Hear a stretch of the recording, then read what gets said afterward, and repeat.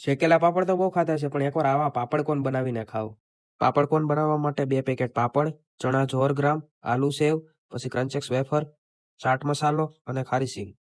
થોડી કોથમરી, 1 થી 2 ટમેટા, થોડાક મરચા અને 1 થી 2 ડુંગળી. સૌથી પહેલા ઝીણી ડુંગળીનું કટિંગ કરી લેવાનું, મરચા, કોથમરી અને ટમેટાનું પણ એવું જ કટિંગ કરી લેવાનું.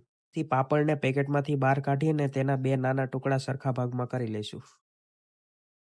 પાપડના 2 ટુકડા થઈ ગયા બાદ તેને તવીમાં અથવા લોઢીમાં શેકી લેવાના સરસ મજાના, અને પાપડ ગરમ હોય ત્યાં સુધીમાં કોન પણ બનાવી લેવાના. જો પાપડ ઠરી જશે તો તેના આવા સરસ કોન નહીં બને, અને બધા કોન આપણા બનીને રેડી થઈ ગયા હતા. ભરવા માટે આપણે ચાટ બનાવી લઈએ. તો સૌથી પહેલા ક્રંચેક્સ વેફર, આલુ સેવ 2 પેકેટ અને ચણા 100 ગ્રામને એડ કરી દઈશું. ભૂકો કરીને નાખશું બધી વસ્તુ. પછી ઝીણી કટિંગ કરેલી ડુંગળી એડ કરી દઈશું. એના પછી ટમેટા અને મરચાંને પણ એડ કરી દઈશું. એના પછી ખારસિંગ એડ કરી દઈશું, લાલ મરચું, ધાણા જીરું પાવડર અને ચાટ મસાલો પણ એડ કરી દઈશું.